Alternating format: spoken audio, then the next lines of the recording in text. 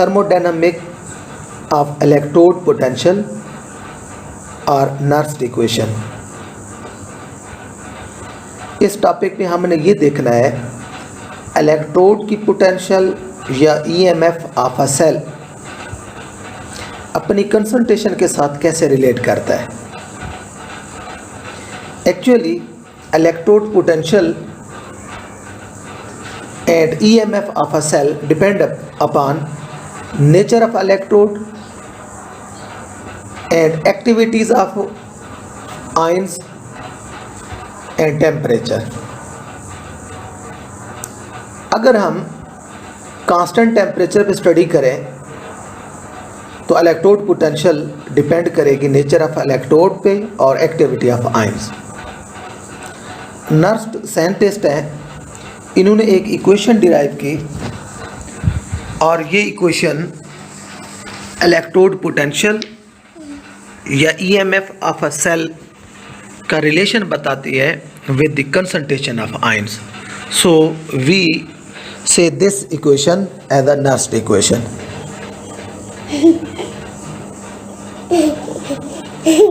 Variation of electrode potential and EMF of a cell with activity of ions can be study thermodynamically। We suppose a reaction in which A mole of A reactant react with B mole of B reactant. They give us C mole of C product and D mole of D product. This is a reversible reaction. When reactant react, we get product. During this transformation, Gibbs free energy change take place और इस Gibbs free energy change को हम लिख सकते हैं कि delta G is equal to delta G not plus R T natural log of the activity of the product divided by the activity of the reactant. Equation number first one, the relation between Gibbs free energy and electrode potential और EMF of a cell can be written as. ये equation number next जो equation आ रही है ये electromotive force of the cell या हम कहेंगे इलेक्ट्रोड पोटेंशियल और गिब्स फ्री एनर्जी के दरमियान एक रिलेशन बताती है। That is delta G is equal to minus N F E. Equation number second, इस इक्वेशन नंबर सेकंड में ई जो है this is the electrode potential और E M F of a cell. F जो है Faraday constant है और one Faraday जो है this is equal to 96,500 coulomb and n these are the number of moles of electrons. यहाँ हम condition put करते हैं standard condition. At standard condition तो डेल्टा जी जो है इसको हम डेल्टा जी नॉट से शो करेंगे। So equation number equation number second one can also be written as delta G naught is equal to minus NF E naught at 25 degree centigrade। ये condition 25 degree centigrade में study की जाएगी। Equation number third one, put equation number third and second in equation number first one we will get minus N F E is equal to minus N F E naught plus R T natural log activity of the product divided by activity of the reactant. तो आप ये जानते हैं ये जो reaction है reversible reaction है।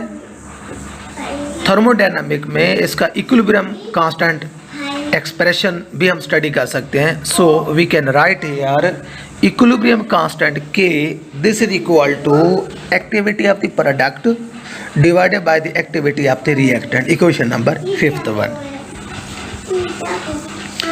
अब इक्वेशन नंबर फोर्थ वन में हम इक्वेशन नंबर 5 की वैल्यू पुट कर सकते हैं। So we will get minus N F E is equal to minus N F E naught plus R T natural log.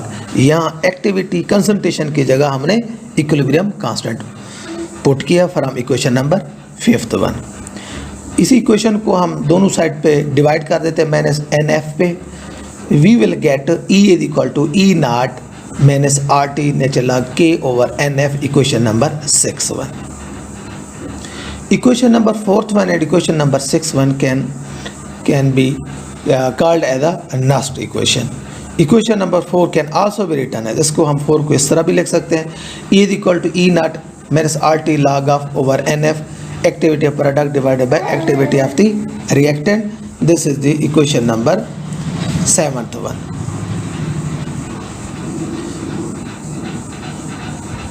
अगर हम ग्राफ ड्रा करें between electrode potential or EMF of the cell with the activity of the product divided by activity of the reactant और उसका log, so we will get a straight line, and from intercept we can calculate standard electrode potential, and from slope we can calculate RT over NF.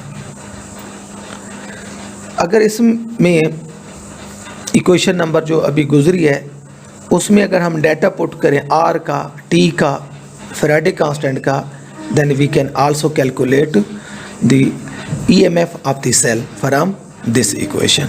This is all about the Nernst equation. Thank you.